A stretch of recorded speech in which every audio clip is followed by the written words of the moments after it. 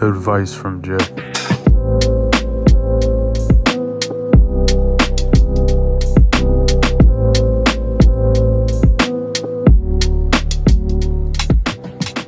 Yo, what up? Hit that like button, man. Subscribe. Welcome back to all my day ones, my returning subscribers, and welcome to the channel. Welcome if you're new here. So we're not like these other channels. Check this out. Check that out. We're gonna get right into it. I remember one time in the military, man, we were having the time of our lives, and I was chilling with certain people at work. One thing I learned about this story before I tell you is everybody at work isn't your friend, okay? So I remember it was snowing that night, and I was talking to a family member on the phone.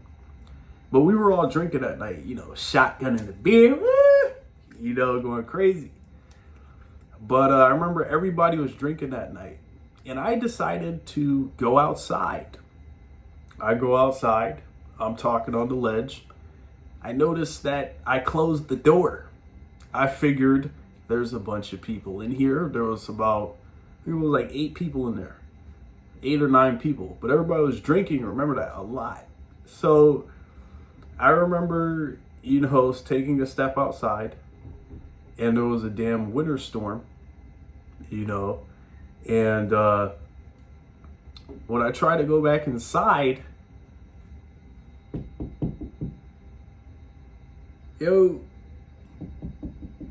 kept knocking, right? No answer. Yeah, everybody fell asleep. I remember calling a taxi, getting all that ready because nobody answered the door. I was pissed. And the moment the taxi pulls up, you need to come in? I was like, I'm out, man. I'm out. That's one situation I dealt with in the military. I'll tell you another situation. I remember this one dude, I'll call this dude Jay.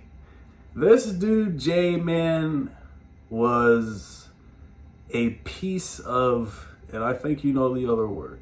So this individual one day, right? It was like, back then there was these, you guys probably know what they are. There's these sneakers, they're called Foamposites, right? That's when people were really big on them. Oh, I want the Foamposite. So, he really wanted these new pair of shoes. They were going to be released, and there was a blizzard outside and this and that. This dude annoyed me so much, kept begging me, yo, man, we got to go. Yo, it's those shoes, man. All the girls going to be. And I was like, yo, we could just wait till tomorrow. Nah, they're going to be sold out. We got to go right now because they're about to open in like 20 minutes. So I was like, all right, I'll take you tomorrow.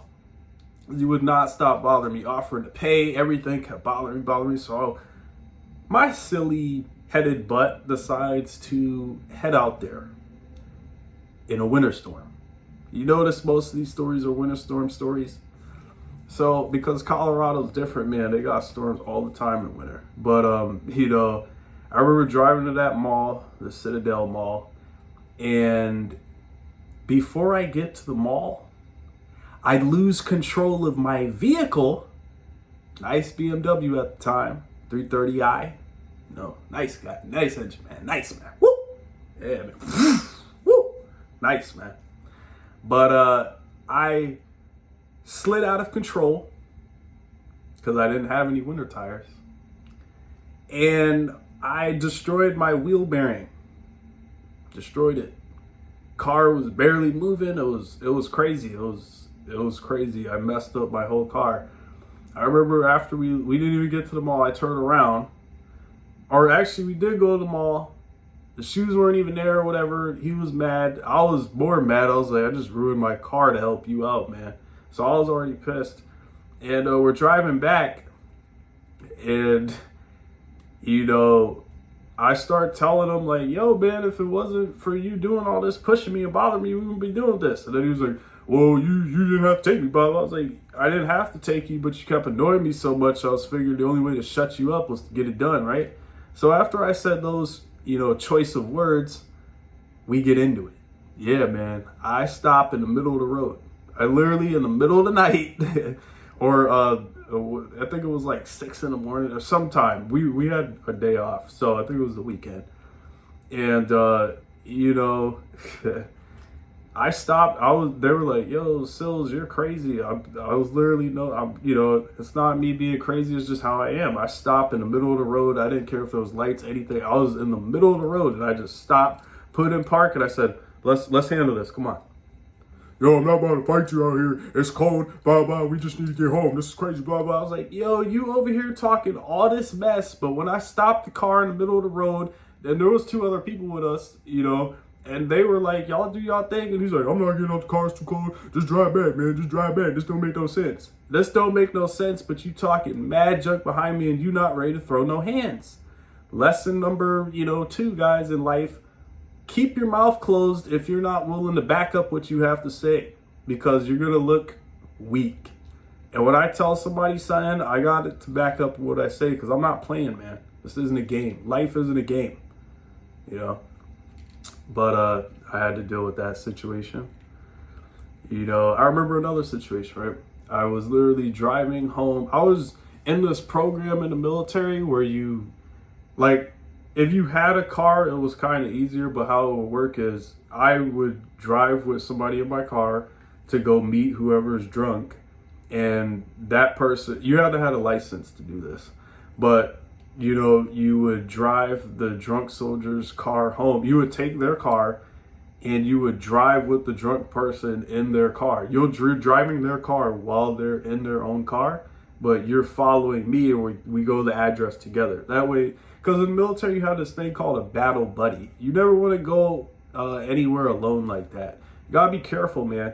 You having a buddy with you could save your life, and that's definitely true. So that's why we would do that type of system. But, we take them home. But anyway, I remember going through the gate. You got to go through a lot of security barriers before you just get on a military base. You're not just driving through. You got to get ID'd and all that. But, we're about to go through, and these 2 idiots, I consider them brothers, but at this time, these 2 idiots had open containers, and I didn't know because everything was closed. They were like, "Yeah, we're bringing it back, man." And these were dudes I work with, and they were drinking in the back the whole time while I was driving. I'm not paying attention to you drinking in the back seat or taking a quick sip or chug with an open container when I'm trying to focus on the damn road, right? So I'm going through that, and before we are able to even get past this barrier, they're like, "You got an open container there. I'm gonna have to report that to your commander, and I'm gonna have to let your first sergeant know," and blah blah. And I'm like, "Yo, I'm driving them home, but what you don't understand, soldier, is you're responsible for the open containers because you're the one driving. Just as same situation as if you had any weapons or any other type of devices that aren't allowed on base." And I was like, basically, this guy told me I'm having a bad day, so I'm going to make sure everybody knows that you're going to have a bad day. And you have people like that in the military. They're miserable, they're mad about work or whatever, and they want to make your day terrible. They'll be like, I remember I used to just deal with this sergeant. Like, I can't make this up. I would come into work, I'll be chilling. Sills, come here. Yes, sergeant, stand at parade. Yes, sergeant, Roger, sergeant. Do push-ups. I'm like, don't question it. Just do push-ups. And they'll abuse their power. I hated people like that. Then when I got rank one day, I kind of turned into that. I got my little, E3, my little private first class. There was a dude 2 ranks under me, and I was like, "Hey, they told you to clean that up. Clean it up. Roger, private first class." And I was just laughing because I was like, "This isn't the Marine Corps, bro. This is literally the Army." But that's how it goes. If I'm just 1 rank higher than you, you gotta listen to me. I have rank over you. That's how it works. But I remember, I'm gonna tell you the rest of the situation. So when I got to work after that, the MP, the DHMP, you should know what that means. The DHMP. I go to work, and immediately it was the first sergeant. No, it wasn't the first sergeant. Actually, okay, now I know what I was going to say. I went to First Sergeant's office to talk about the situation. He was cool, chill, just let me know, take care of whatever, don't do that again. He was chill about it. But my sergeants, I didn't realize at that time, they got yelled at for my mistake when these two idiots were drinking. I was just trying to help them get home. And I got in a lot of trouble for that. I got negative counseling, which is like a bad write-up. I got, told I need to, had to do janitor duties for a while. I had to do a lot of stuff. I had to come into work like an hour earlier before everybody else. It was crazy. These dudes got messed up too, but me, I remember. And then remember when I told you the sergeants that just be like, do push-ups, do push-ups. Yeah, I literally came in there and they just were like, start pushing. You already know what you did. I'm like, I didn't do anything, bro. I took people home. That's the type of stuff you gotta do in the military. I remember that stuff. I remember one time, this, man, these stories are crazy, man. I remember one time we literally, I told you guys the story before, but I'm gonna mention it one more time because we got a lot of new subscribers. One time we were getting ready for deployment to the Middle East, and this dude, the night before, spent all his money on strippers and acid, and then he came to formation late because we were supposed to leave early in the morning to get on the flight to fly overseas. And he came ready for battle in pajamas, white tee, and some of his army stuff in a bag. They told this man, run home and change now. And when you get back here, we're gonna f you up.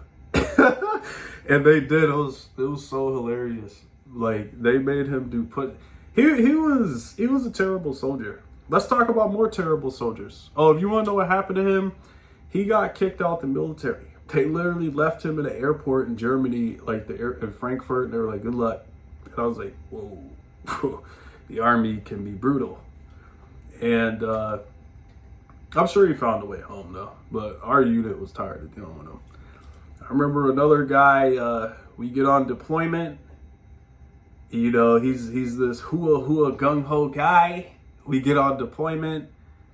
About 2 weeks in, literally a week or two in, we didn't go to no FOB yet. We didn't go to no, gun towers. We didn't go to nothing yet. And this dude's already like, I'm gonna hurt everybody.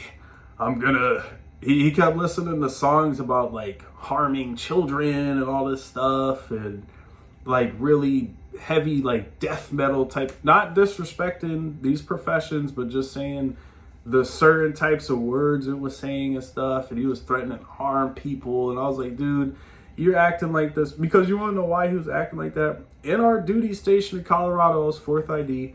He literally lived in the same state. That's rare to get a duty station in the same state that you lived and processed in the military in. That's rare. And he had it so good, man. Every day he could literally go home and just go back to it. Like he didn't even need leave. He literally lived right next to his family.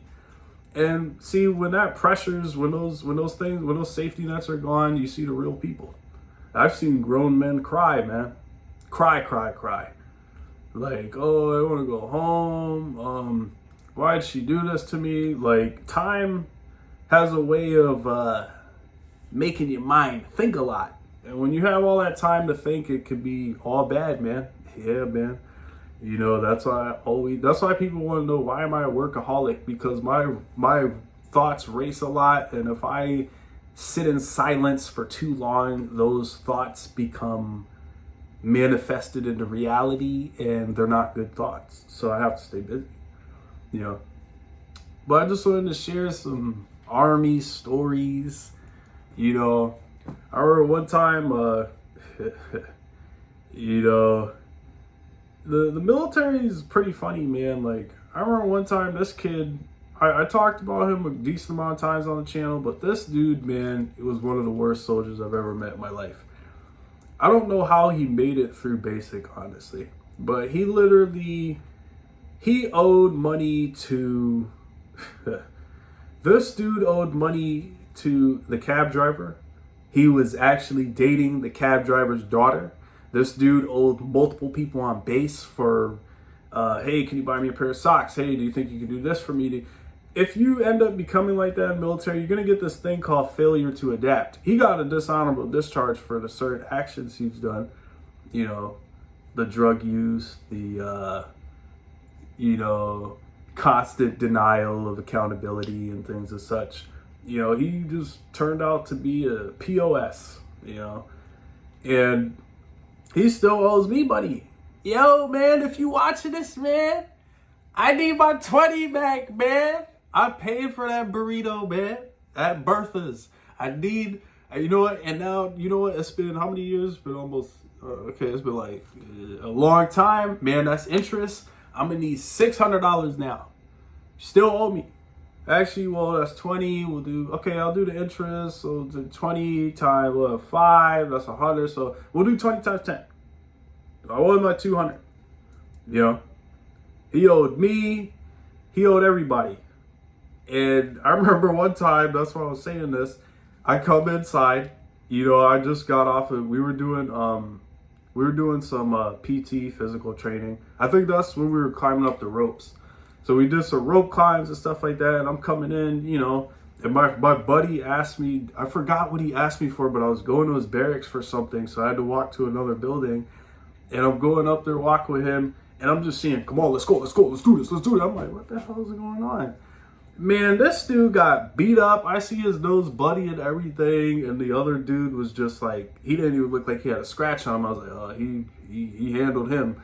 And the dude who got beat up, guess who it was? The one who owed everybody money. The Army don't play that, man. I be trying to tell people, man, I've seen all kinds of fights in the Army. I remember one time being at work, this sergeant just kept bullying this private. And one thing I'm going to tell you guys, don't let that success or I'm this type of status, don't let that type of stuff get to your head, man. I know some motherfuckers, I know some people that'll whoop you, man. And they shorter than me and they'll handle you, man. And I've seen it.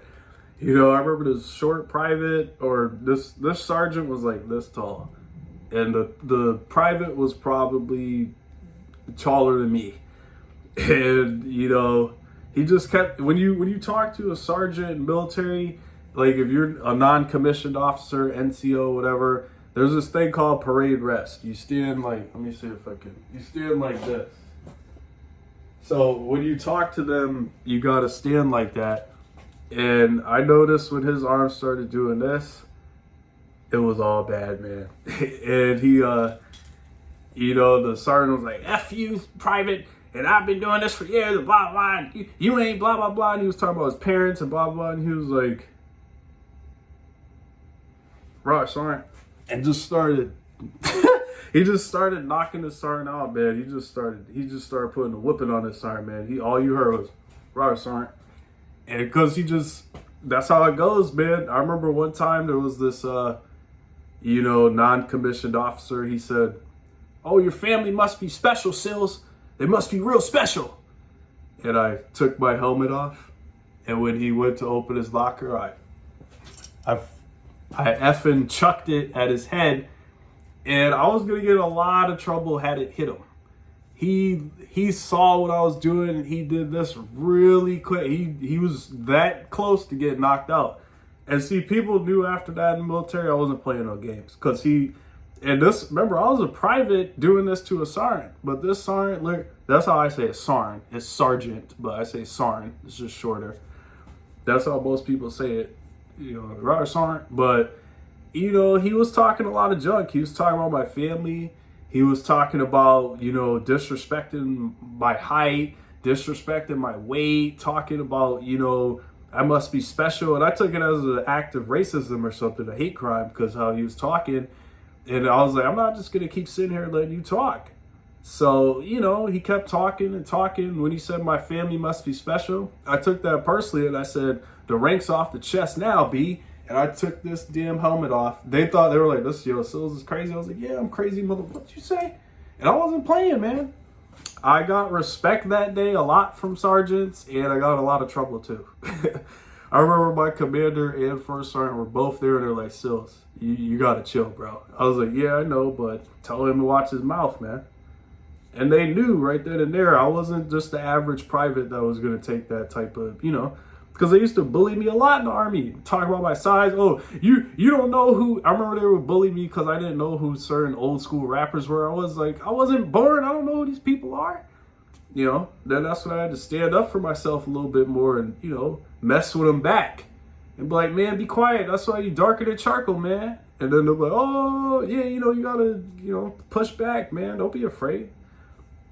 But I got plenty of military stories, guys. I just want to tell you some, you know, pretty funny military stories to me. And, you know, there's a couple more. You know, we could talk about the Gulag. We could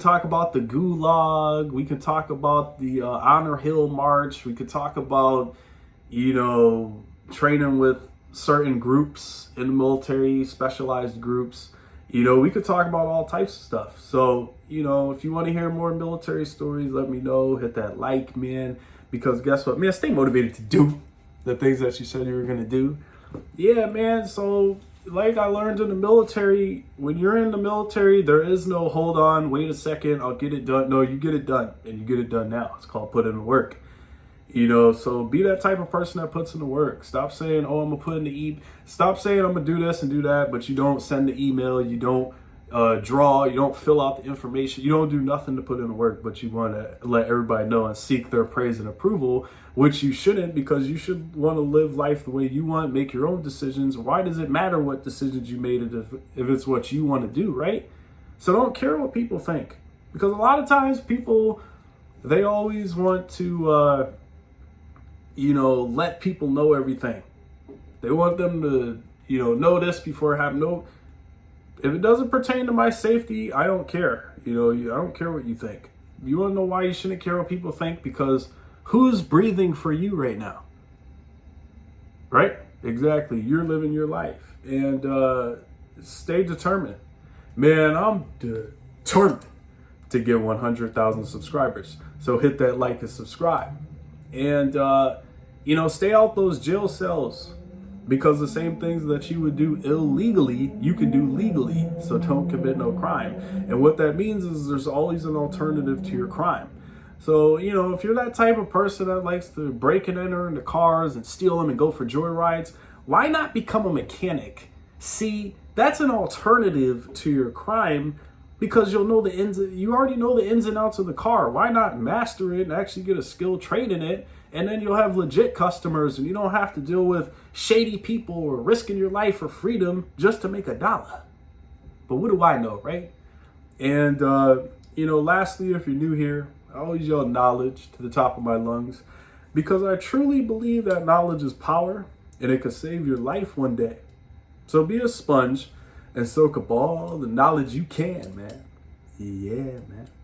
But y'all hear that, man? Do y'all hear that, man?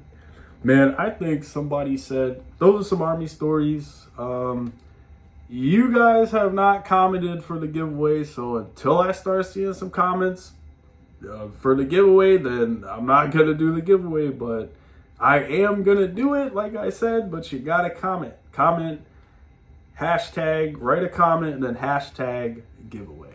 That's how you can enter. And I'll pick a winner soon whenever I get some comments on there. But I hope you guys enjoyed that video.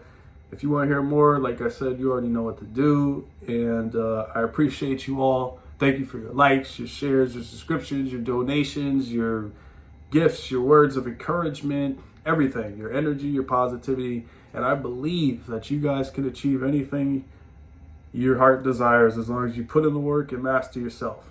May not be everything, but you'll achieve something that you want in life. But I'm out, man. Nah, y'all know how this goes. Man, fuck.